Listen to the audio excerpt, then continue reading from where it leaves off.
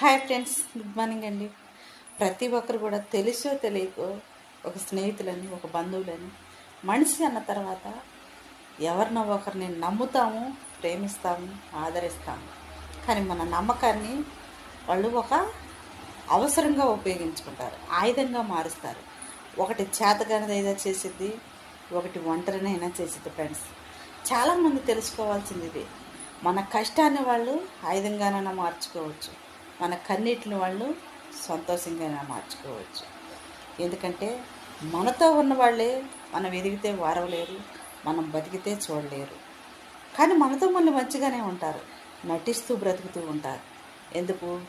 చాలామంది చెప్తారు చూసిన, లోన యశాన్ని నింపుకొని పెదాలతో చిరునవ్వును వాళ్ళకు పోస్తుంటారు.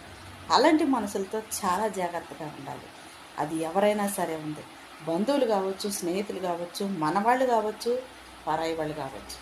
ఏ క్షణాన ఎప్పుడు ఏ సమయంలో ఎలా ఏ మనిషి ఎప్పుడు మారిపోతారో కూడా ఫ్రెండ్స్ తెలియదండి చాలామందికి.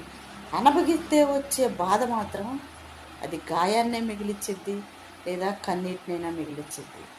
మర్చిపోలేనిది, మాసిపోనిది ఒకటి గాయం, ఒకటి బాధ. ఈ రెండు మనం మర్చిపోవాలంటే, ఒకడు అది నన్ను మోసం చేశారు, అన్యాయం చేశారు, నమ్మక ద్రోహం చేశారు,